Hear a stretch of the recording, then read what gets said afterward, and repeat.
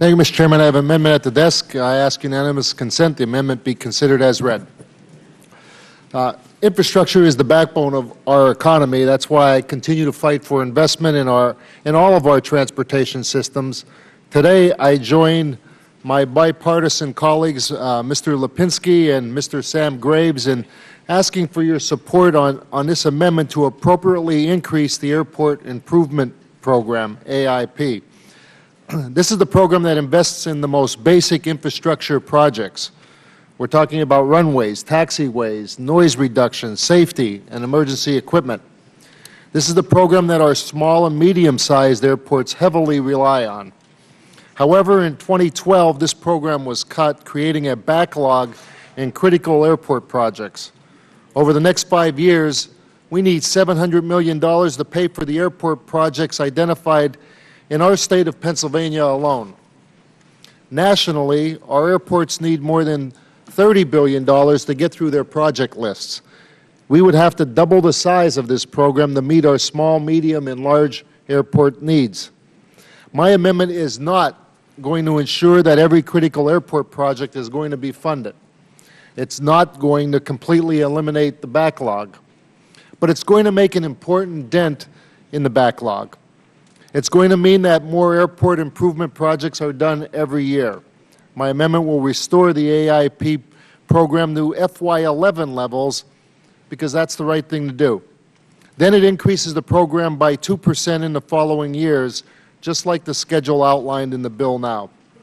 For years, the airports in and around my district have talked about projects that they want to move forward with, but they cannot fund. This is unacceptable. The first step is to restore funding and then to increase by 2% every year. We cannot allow America's infrastructure to continue to crumble. We must restore this important funding, and I reserve the balance of my time. I appreciate my good friend from Pennsylvania being committed to building infrastructure, although I would have to oppose this amendment. The underlying bill already represents a substantial increase to the AIP. We take it from $4.3 billion to $4.8 billion. My concern is that we're staying within the budget caps. This may take us outside, and while we remain committed to ensuring that American airports are properly funded, we have to ensure that we maintain a healthy balance in the AIP fund so that that trust fund has funding in there that they need for the next 5, 10, 20 years down the line. There are a lot of good provisions in the bill that make it easier to utilize those AIP funds for airports to spend money they already received, and so therefore I would have to oppose this amendment. Any other members wish to be heard? Yes. Mr. Graves.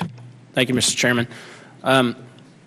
I want to point out I'm going to support the amendment. It's AIP, and I appreciate the chairman's willingness to increase funds to AIP. It is very important.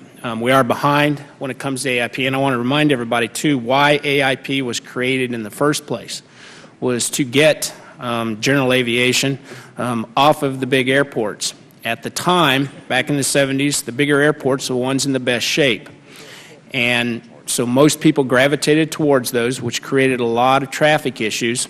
In fact, I remember a very interesting picture of a 747 being held up with a plane load of people being held up by it was actually a Piper Apache waiting for takeoff. So they created AIP so that we would start rebuilding our small and medium-sized airports, and it actually incorporated later on the entire relief airport program that was put into place. And we have been doing a very good job, I believe.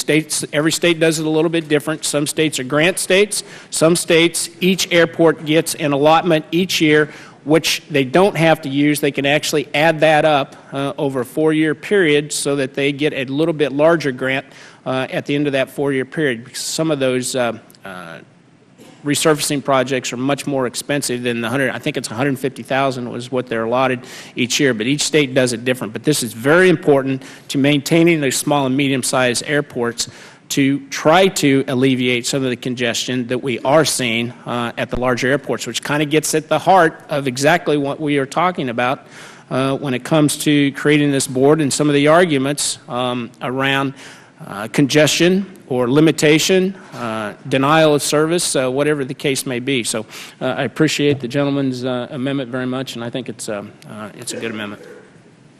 Yield back. Any other members wish to be heard?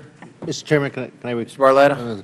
Yeah, again, being in the construction business, just like in our highways and bridges, it costs more money in the long run not to fix and invest in your infrastructure. So this backlog will actually get worse and actually cost more money in the long run not to begin to invest in our infrastructure. Plus, it creates good jobs.